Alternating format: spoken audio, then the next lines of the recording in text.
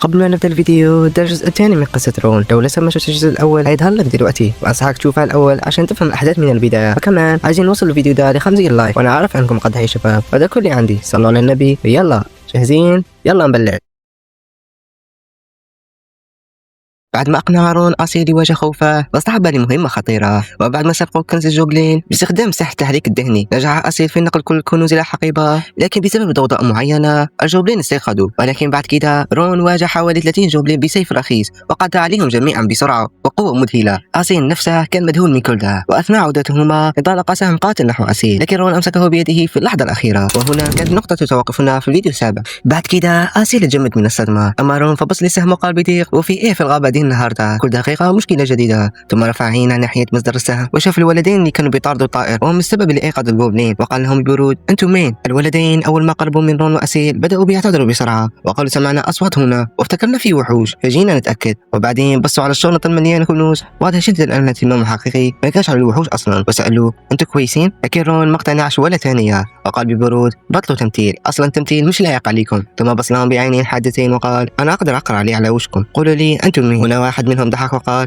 معك حق، واضح أني نسيت أعرف أنا نفسي. لكن وهو بيتكلم طلع سكينة من هدومه فجأة، وهنا كل حاجة حصلت بسرعة. رون مسك يدها فورا، الدم نزل من مناخيره وبقى مباشرة. أما الشخص الثاني فطلع سكينته كمان وهجم، لكن قبل ما يوصل أسيس تدخل واستخدم التحريك الذهني وثبت المهاجم في مكانه بالكامل. الولد حاول يتحرك لكن جسمه ما استجابش. أسيس نفسها تفاجأ أنه قادر يعمل كده. أما رون فابتسم وقال: رأيت؟ شكلك شاطر كده. ثم أخذ السكينة من إيده، وفي لحظة واحدة أنهى الأمر. سقط المهاجم على الأرض وما تحركش ثاني. أصيل جمد من الصدمة وقال بصوت مرتعش: أنت قتلته؟ رون رد بدون تردد: أيوة، ما كانش عندي اختيار، لما قتلتهمش كانوا يقتلونهم. ثم أكمل: أنت ما سمعش اسمهم؟ دول من عصابة كاريبولو. وهنا بدأ يشرح: عصابة كاريبولو كانوا من أخطر العصابات في الإمبراطورية، يقومون بالصيد الغير قانوني والخطف والتجارة بالبشر وكل أنواع الجرائم اللي ممكن تتخيلها، لدرجة أن اسمهم لوحده كان كفاية يخوف الناس كتير. عشان كده رون ما ترددش وأنهى الثاني هو كمان. ثم بص لأصيل وقال: لو ما كنتش موجود كان زمانهم قتلوك وباعوا أعضائك كمان. الناس دي ما ينفعش تسيبها تعيش. أصيل بتاع العريقة واضح أنه بدأ يفهم قد إيه العالم الحقيقي مختلف عن أحلامه. لكن قبل ما يكملوا كلامهم حاجة غريبة حصلت. الشنطة كانت مع أفراد العصابة بدأت تتحرك لوحدها. رون وأسيل بصوا لها، ثم فجأة الشنطة طارت في الهواء. رون رفع حاجبه وقال: واضح أنهم كانوا صايدين حاجة. فتح الشنطة بحذر، وفجأة طائر أزرق غريب خرج منها، طائر ما شافوش قبل كده في حياته. أسيل قرب وقال: إيه ده؟ أما رون فلاحظ حاجة أهم، كيف في قيود صغيرة في رجل الطائر، وبمجرد ما شافها فهم وظيفتها. القيود دي كانت بتعطل تدفق المانا، يعني تمنع أي قدرة سحرية خاصة بالطائر. رون قال: واضح أن العصابة بتستخدمها عشان تمسك الكائنات النادرة. ممكن الطائر ده يكون نادر جدا، لكن المفاجأة الحقيقية كانت لسه جاية. فوق الطائر مباشرة ظهرت دائرة سحرية، ثم خرج صوت من داخلها وقال: هل في حد سامعني؟ أسيل نطمئن مكانه تقريبا وقال: الطائر بيتكلم. لكن رون هز رأسه وقال: لا، ده سحر تواصل. ثم لاحظ أن الشنطة نفسها كانت تمنع المانا، ولما الطائر خرج منها التعويذة اشتغلت من جديد. رون رد على الصوت، وبعد دقائق عرف صاحب الطائر اسمه بارون، باحث في العاصمة الإمبراطورية ومتخصص في دراسة الكائنات النادرة. واضح أن الطائر ده اسمه مير وأنه الحارس المسؤول عنه. بارون قال بقلق: حاولت أتواصل مع مير كثيرا لكن كل المحاولات فشلت، وكنت خلاص ناوي أبلغ السلطات، فسألته عن إيه اللي حصل. وهنا رون حكى القصة، لكن طبعا حذف الجزء اللي فيه سرقة كنز الجوبلين والمعركة وكل تفاصيل مزعجة. واختصر الموضوع أن لقينا أفراد من عصابة كاريبولو وأنقذنا مير منهم. أول ما سمع اسم العصابة بارون توتر وقال: كنت حاسس عنهم السبب. لما شكرهم بحرارة وقال: مش هقدروا في حقكم أبدا. لكن رون رد ببساطة: سيبك من ده، قلنا نرجعوا لك إزاي. بارون شرح أن إزالة القيود ممكن تكون كفاية، ولو تحرر مير غالبا هيقدر يرجع لوحده. وبالفعل رون فك القيود من رجله، ثم قال للطائر: يلا ارجع لصاحبك. لكن بدل ما يطير فورا مير عمل حاجة غريبة، قرب من رون ثم لف جسمه للخلف وكأنه بيعرض حاجة معينة. رون بس باستغراب وقال لبارون: هو بيعمل كده ليه؟ بارون ضحك وقال: واضح أنا عايز يديك ريشة، دي طريقة شكرها ليك. ثم واضح أن ريش طيور الأحلام نادر جدا وبيشتغل زي البوصلة، دائما يمشي لاتجاه الطائر صاحبه. رون أخذ الريشة، ثم بارون قال: ولو جيت العاصمة يوما ما لازم تزورني، أنا مدين لك بمكافأة. وبعدها مباشرة مير بحلق بسرعة واختفى بالسماء. لكن قبل ما يختفي بكامل ترك شيء صغير في يد رون. أسيل لاحظ ذلك فورا وقال: استنى، هو ساب لك ايه؟ رون فتح ايده هو وأسيل بصوا على شيء غريب، لكن المشكلة ان الاثنين ما عرفوش هو ايه اصلا. مرت عدة ايام بعد الحادثة، وخلالها جهزوا كل الكنوز اللي سرقوها من الجوبلين، ثم توجهوا الى السوق لبيعها وجمع المال اللازم لأكاديمية فيلين. وبعد كم يوم رون وأسيل وصلوا لشركة تجارة كبيرة عشان يبيعوا الكنوز اللي جمعوها. وهناك قابلوا رئيس الشركة دون كابيل. الرجل كان بيفحص البضاعة وبيتفاوض معهم على السعر، لكن اثناء الكلام رون افتكر الحاجة الغريبة اللي سابها طائر احلام في ايده، فطلعها من جيبه وقال: انا مش عايز ابيعها، بس عايز اعرف دي ايه. وبمجرد ما مسكها افتكر اللي حصل وقتها، لأن أول ما الطائر سابها في إيده كان مقتنع أنها مجرد فضل الطائر.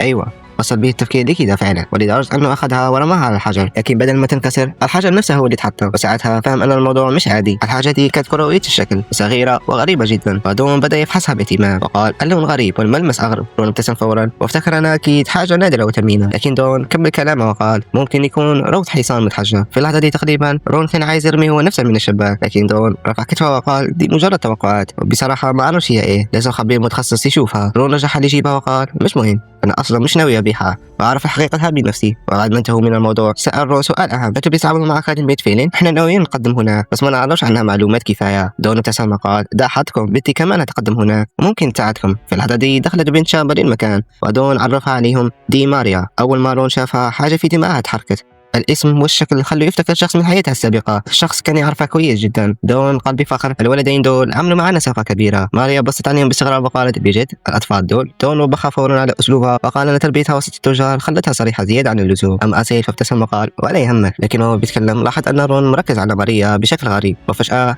رون مشى ناحيتها وقال أنت فعلا ماريا؟ نفس ماريا اللي بتستخدم اسم سان؟ ماريا استغربت وقالت أيوة، بس أنت عرفت إزاي؟ ماريا دي كانت كون في حياتها السابقة وهي عصبية جدا. لما رون قرب منها وبدأ يفحصها ويتأكد أن نفس ماريا اللي يعرفها من حياتها السابقة. ماريا بدون سبب كانت على وشك الانفجار، ولما شافتها بيضحك حاولت تضربه لكن رون صدها، وبعدها حاولت تضربها برأسها، ثم بدأ الاثنين يتخانقوا فعليا. أسيل ودون اضطروا يدخلوا بسرعة قبل ما كان يتحول لزحف معركة. وبعد فترة الأوضاع هديت أخيرا، لكن أسيل كان لسه مذهول لأن رون وماريا بقوا يتكلموا بطريقة كأنهم أصحاب من سنين طويلة، رغم أنهم المفروض أول مرة يتقابلوا مع بعض. بعدها ماريا بدأت تفحص المعدات اللي معهم، 3 سيوف وعصا سحرية، ثم سألت رون أنت ليش شايل 3 سيوف أصلا؟ رون رد ببساطة لأنها بتتكسر أثناء القتال. ماريا بصت لها باستغراب شديد وقالت مستحيل، السيوف دي جودتها كويسة. لما رفعت واحد منهم وقالت خصوصا السيف الأسود ده لما صنع من الحديد الأسود، فرسان كتير بيستخدموه المفروض ما يتكسرش بسهولة. أما رون فابتسم وينظر للسيف لأن الحديد الأسود كان فعلا من الأسلحة المفضلة لي في حياتها السابقة. بعدها ماريا حاولت نظرها لأسيل وشافت العصا السحرية وقالت إذا أنت ساحر. أسيل هز رأسه وقال تقريبا أنا بستعمل تحريك الديني. وفجأة ماريا فتحت عينها على الآخر وتصدمت بالكامل لأن القدرة اللي ذكرها أسيل مش مجرد سحر عادي، بل واحدة من أندر القدرات السحرية الموجودة في الإمبراطورية كلها. وقالت له أنت عارف ده معناه إيه؟ القدرة دي نادرة جدا، لو أثبت مستواك ممكن تاخذ منحة دراسية كاملة في الأكاديمية فينين. أسيل كان مذهول، أما رون فكان مركز على حاجة تانية خالص. ماريا بصت له وسألتها وأنت هتقدم إيه في اختبار عملي؟ رون رمش كده مرة واضح إنه مش فاهم هي بتتكلم عن إيه أصلا. فماريا شرحت عشان تدخل فينين لازم تعدي اختبار عملي، لازم تبهر الأساتذة بتقنية أو مهارة معينة، في كمان اختبار نظري، بس لو درجتك العملية كانت عالية جدا فرص قبولك هتكبر. وسألها والناس بتعرض إيه في اختبار؟ ماريا قال إنه بدأ يستعرضوا تقنية عائلتهم السرية، يستعرضوا تقنية المانا الخاصة بهم. وهنا رون وقف فجأة وقال إيه هي المانا أصلا؟ واللي بيستخدموا السيف يقدروا يستخدموها؟ ولو استخدموها يبقوا سحرة؟ أصلا رجع يضرب المكان مرة ثانية. ماريا بصت له وكأنها شافت شبح وقالت استنى أنت متحش بالمانا؟ الرجل ببساطة الموضوع ده المفروض أعرفه. ماريا كانت على وشك تفقد أعصابها وقالت طلاب فيلين أصلا بيتقدموا بعد ما يتعلموا استخدام المانا، ده من الأساسيات. لكن رون كان لسه مش فاهم وقال مش المانا والهالة نفس الحاجة. في اللحظة دي ماريا قامت من مكانها فورا وقالت تعال برا، أخذت سيفها معها. رون تنفس فورا وقال اوعي تكسريه. ماريا ردت بانتقام ما تقلقش الموضوع هيخلص قبل ما يبدأ، ولو اتكسر أدفع لك 3 أضعاف ثمنه. بعدها خرجوا برا وهناك بدأت تشرح له المانا هي مصدر الطاقة الموجودة في العالم كله زي الهواء كده، موجودين في كل مكان بس مش أي حد يقدر يحس بها أو يستخدمها. ثم كملت عشان تستعملها لازم الأول تشوفها وتحس بوجودها، وطريقة التعلم بتختلف من شخص لثاني، لكن حتى الشخص العادي محتاج سنة كاملة تقريبا عشان يوقد إحساسه بالمانا. رون كان بيسمع بهدوء لكن ماريا واصلت، وفي فيلين الطلاب مش بيحسوا بالمانا، دول بيستخدموها في القتال كمان. ثم بصت لها وقالت دلوقتي فهمت قد ايه كلامك عن دخول الأكاديمية كان جنوني؟ بعدها شرحت الفرق بين الهالة والمانا وقالت أن الهالة نوع خاص مرتبط بالمقاتلين، والوصول لها محتاج سنين طويلة جدا من التدريب وأحيانا 10 سنين أو أكثر. رون افتكر فورا كل مقاتلي الهالة اللي قابلهم في حياته السابقة، الناس اللي كانت تعتبر وحوش حقيقية في ساحة المعركة، لكن افتكر حاجة ثانية برضه، رغم قوتهم كان سيفا قادر يقتلهم بضربة واحدة. وده خلى سؤال مهم يظهر في دماغه ايه بالضبط السر اللي عنده. لكن قبل ما يفكر أكثر ماريا رفعت سيفها وقالت كفاية كلام يلا نجرب عمل. فجأة انتبهت ناحيته. رون كان متوقع أنها قوية لكن مش بقوة دي، سرعتها انفجرت فجأة في لحظة كان قدامه مباشرة. بام! السيفين اتصدموا ببعض. رون نجح في سد الضربة لكن ما بيرجع خطوة لخلف بدأ يفكر ازاي قدرت تضربها بالقوة دي، هل ده تأثير المانا؟ في نفس الوقت ماريا كانت مصدومة هي كمان لأن خطتها كانت بسيطة جدا، ضربة واحدة يقتنع بعدها أنه مستحيل يدخل فينين، لكن اللي حصل كان العكس. رون وقف مكانه عادي جدا بل وصد هجومها بسهولة. ازاي شخص ما يستخدمش المانا يوقف هجوم زي كذا؟ سؤال كان بيلف بدماغها باستمرار. وفجأة رون هاجم ماريا، أول ما شافت الضربة جاية عملت حاجة مهمة، أنا لو تصدت لها هتخسر مباشرة، عشان كده اختارت المراوغة. اتحركت بسرعة بعيدا عن مسار السيف. بعدها بصت لرون وقالت انت مش مجرد مبارز عادي. اما رون فبص لها بيده وقال وانت كمان انت ماهرة فعلا، لكن لو ركزتي اكثر على تطوير مهارتك هتبقي اقوى بكثير. ثم لف جسمه وبدأ يمشي. ماريا سخت من وراه انت رايح فين؟ ما تفكرش انك كسب. لكن رون رد من غير ما يبص لها المباراة انتهت وما تنسيش وعدك. قلتيها تدفعي 3 أضعاف السعر. في اللحظة دي ماريا نزلت عينها على سيفها واكتشفت الكارثة. سيفها كان متكسر ومتقسم لنصفين. الضربة اللي عملت كده حصلت من غير ما تلاحظ أصلا. ماريا وقفت مصدومة مش قادرة تستوعب اللي حصل. أما أسيل فكان بيبص للمشهد كله بعينين مفتوحتين على الآخر، لأنه ليتو شاف شخص قادر يكسر سيف مستخدم المانا ومن غير ما يستخدم المانا أصلا. ثاني يوم رون راح لماريا عشان ياخذ ثمن السيف اللي تكسر من في المبارزة. ماريا ادتها الفلوس فعلا، لكن مفاجأة أن ادتها كمان مجموعة كتب تخص الأكاديمية فيلين، وقالت له الشهر الجاي امتحان القبول في فيلين هتحتاج الكتب دي. رون استغرب وسألها وأنت ليه بتساعدينا؟ لو ناوية تنصبي علينا فخلي بالك أنا مش شخص سهل. ماريا تنادت وقالت أنا ما عنديش أي نية زي دي، بل بالعكس نفسي نشوف بعض كلنا في فيلين. لو كان عندي وقت كنت هساعدكم في المذاكرة، لكن لازم نسافر دلوقتي. وقبل ما تمشي بصت لي رون بجدية وقالت ذاكر كويس، ولو سقطت بعد كل الكتب دي هتشوف مني أيام سوداء. رون ابتسم وقال قلقي على نفسك أولا. وبعدها ماريا ووالدتها سافروا، وهي قالت لهم قبل ما تروح استناكم يوم الامتحان في العاصمة. وفي اللحظة دي رون بدأ ياخذ الموضوع بجد، كان لازم يقوي جسمه وفي نفس الوقت يذاكر الامتحان. رجعوا أسيل بدتهم وبدت أيام تدريب مرهقة جدا. يأكل أكل إيرين اللي كانت تحضرها له كل يوم، ثم يخرج للصيد ويقتل الوحوش اللي حوالين القرية، ثم يتدرب على السير باستمرار ويقضي الليل في المذاكرة. ولحد ما خلص الشهر كان تقريبا خلص كل الوحوش الموجودة حوالين القرية. المذاكرة ما كانت سهلة عليه، لكن كمل لحد النهاية. وأخيرا جاء اليوم المنتظر. رون وأسيل وصلوا لعاصمة الإمبراطورية فعلان، وفي قلب المدينة كانت واقفة أكاديمية فيلين. المكان كان ضخم بشكل يخلي أي حد ينسى يتنفس. أسيل وقف قدام البوابة وعينه بتلمع، واضح أنه مش مصدق أنه وصل لهنا فعلا. لكن من وراه جاء صوت رون هتفضل باصص للمبنى كده ولا هنتحرك؟ لو فضلت تتفرج أكثر من كده هنتأخر عن الامتحان. أسيل بسرعة وصدم انت تغير جدا في الشهر ده، حس انك بقيت اكبر من الاول. رون اداله خبطه خفيفه وقال بطل هبد وتعالى. لكن وهو ماشي كان بيفكر في شخص مهم جدا، ليفين غراسيا، اعظم مبارز في الامبراطوريه وكان تقريبا في نفس عمره. رون كان متاكد ان لقائهم في فيلين مجرد مساله وقت، وفجاه اسيل افتكر حاجه وقال معك ريشه الطائر الازرق صح؟ رون طلع الريشه من جيبه وقال ايوه، كنت ناوي ازور صاحب مير بعد الامتحان. لكن اول ما مسك الريشه لاحظ حاجه غريبه. الريشه كانت تشير لاتجاه معين، مش لاي مكان في العاصمه بل لاعلى برج في الاكاديميه فيلين نفسها. وهنا ينقل المشهد لشخص كان موجود في اعلى البرج، فارون في ناشير الباحث الشهير واستاذ الجيولوجيا في فيلين، وكان بيتكلم مع طائر الاحلام مير. بصراحه وظيفه الاستاذ دي مش لايقه عليها، كنت مرتاح كباحث. مير بدا يزقزق كانه بيعترض، فضحك فارون وقال ماشي يمكن لازم اكمل هنا عشان ارد الجميع اللي انقذوه. وكان واضح وقتها ان فارون مش انسان عادي، ده واحد من الوير بيست وبالتحديد وير ليون، وده نوع نادر جدا. بعدها فتح الشباك عشان يدخل هواء الغرفة وقال يا ترى منقذك هيقول ايه لو ضرب. فجأة قدامي في اللحظة اللي فتح فيها الشباك لقى رون واقف قدامه مباشرة. رون قال باستغراب غريبة، انا حتى ما خبطش على الشباك واتفتح لي وحده. اما فارون ومير فارتعبوا حرفيا، الاثنين صرخوا بصوت واحد ومير تقريبا كان هيطير من الرعب. رون مسك ودنه وقال خلاص بطلوا صراخ، طبلة ودني هتتفجر. أسيل وقف وراه وقال بهدوء انا قلت لك من اول نستخدم السلم. فارون اخيرا استوعب الموقف وسأل انتوا جايين ترجعوا مير؟